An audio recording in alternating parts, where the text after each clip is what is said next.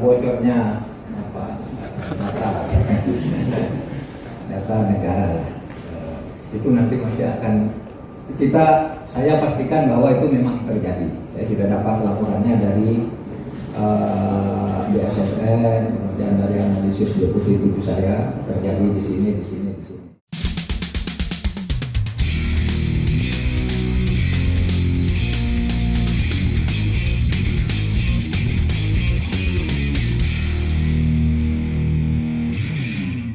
Saya mau bagi sedikit pengalaman waktu data diri saya dijebol di salah satu provider besar di Indonesia. Pada waktu data saya dijebol dan disebarkan kemana-mana, sempat saya mengira kalau hacker yang mendapat data diri saya itu jago banget sehingga bisa menembus sistem security di perusahaan provider terbesar itu. Wah, ini mengerikan, pikir saya waktu itu. Berarti si hackernya jago banget. Karena sudah pasti perusahaan yang punya nilai kapitalisasi pasar sebesar 450 triliun rupiah itu mampu membayar perusahaan IT internasional dengan keamanan yang super ketat dan punya kredibilitas tinggi di mata perusahaan-perusahaan dunia. Berarti si hacker harusnya lebih jago dari perusahaan IT security internasional itu yang sudah pasti mereka dibayar puluhan miliar rupiah. Sesudah saya melapor ke polisi, baru didapat fakta kalau ternyata si hacker yang menamakan dirinya Opposite itu cuma dapat supply data dari pegawai provider sekelas outsourcing.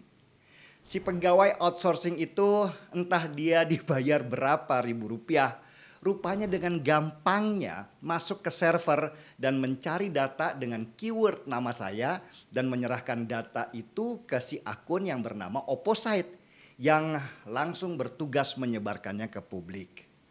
Si akun Opposite ini terlanjur dipuja-puji sebagai hacker hebat karena disangka berhasil menjebol security perusahaan swasta besar. Padahal mainan dia cuma bayar orang di dalam perusahaan, kemudian dapat data dan sebarkan ke media sosial. Ini mirip dengan akun bernama Bjorka yang sekarang dipuja-puji sebagai hacker internasional dan dianggap canggih karena berhasil menjebol security di pemerintahan dan mengambil data dari dalam dengan teknologi hacking yang tinggi. Dan seperti biasanya mereka yang menamakan dirinya hacker, mereka selalu pakai topeng vendetta dan menamakan diri mereka anonymous untuk memperkuat konspirasi bahwa mereka itu canggih dan harus diperhitungkan. Lalu kubu oposisi seperti biasa ya, dengan semangat memuja-muja dia, bahkan dianggap pahlawan segala. Persis ketika mereka memuja-muja baliho Rizik Syihab dan menganggapnya pahlawan revolusi. Hacker asli tentunya nggak mainan nyuri data. Kalaupun mereka berhasil mencuri data dari dalam perusahaan besar lewat teknologi canggih, tentu mereka nggak akan koar-koar di media sosial. Hacker canggih hanya berurusan dengan perusahaan IT security di perusahaan besar itu. Mereka biasanya perang ilmu kecanggihan. Si hacker mencoba menembus security perusahaan dan perusahaan IT mencoba membangun benteng yang lebih kuat. Urusannya itu uang sekian miliar rupiah. Kalau si hacker berhasil menembus security atau benteng yang dibangun oleh sebuah perusahaan IT, si hacker biasanya dihadiahi uang besar karena berhasil menunjukkan lubang keamanan yang perlu ditambal. Dan ini biasanya perang senyap di antara mereka tanpa harus koar-koar di media sosial. Hacker itu memang penting untuk sebuah perusahaan IT security, apalagi yang sudah internasional. Karena hacker membantu menemukan kelemahan di dalam security mereka sehingga mereka bisa bangun benteng yang lebih tebal dan lebih kuat lagi. Hacker gak mainan buka-bukaan data doang, apalagi sampai punya follower banyak di media sosial. Hacker orisinal itu bekerja senyap banget dan sengaja mereka tutup jati diri mereka rapat-rapat supaya nggak ketahuan. Banyak contoh hacker dunia yang baru ketangkap lewat perang di dunia IT yang sangat rumit dan canggih. Yang terkenal salah satunya adalah Jensen James alias Rishi Lion.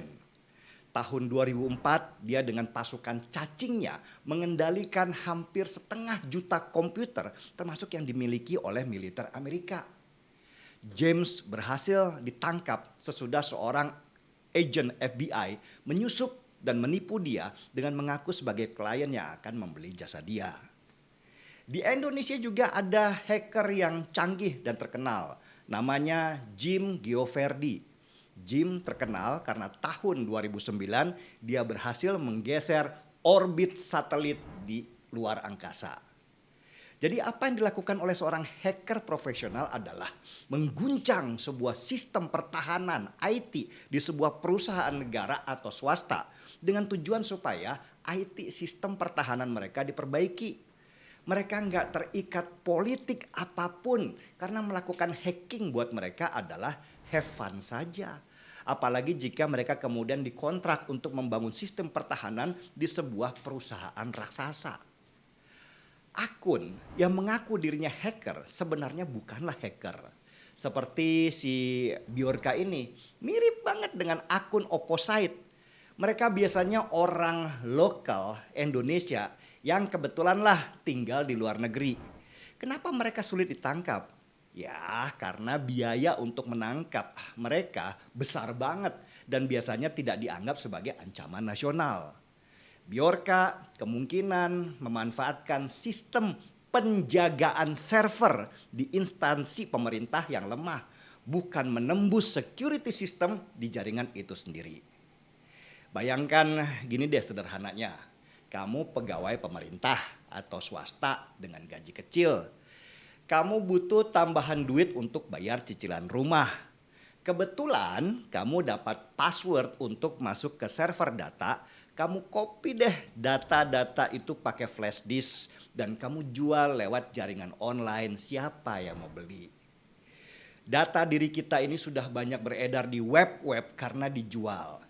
Makanya nomor-nomor yang kita pakai itu banyak dapat penawaran dari sales asuransi, sales rumah dan segala macam. Jadi nggak surprise kalau akun bernama Bjorka bisa mempublikasikan data pribadi.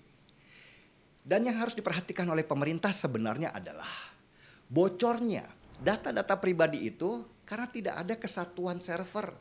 Polisi punya server sendiri, kependudukan punya server sendiri, aplikasi peduli lindungi itu juga punya server sendiri. Sehingga ketika ada data yang dicuri dan bocor, tim audit juga bingung ini bocornya dari server yang mana. Hanya satu yang harus diperhatikan oleh pemerintah, yaitu bikinlah satu server saja dan bayar mahal pegawai atau perusahaan IT yang berurusan dengan server itu. Sehingga kalau ada kebocoran data bisa dilacak siapa saja orang-orang yang menjual data pribadi ke akun seperti Opposite dan Bjorka itu. Selebihnya jangan terlalu percaya akun-akun seperti mereka punya kepintaran yang canggih yang bisa menjebol sistem pertahanan negara.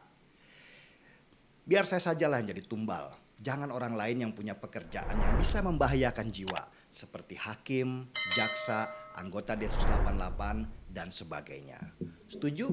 Kita seruput dulu kopinya.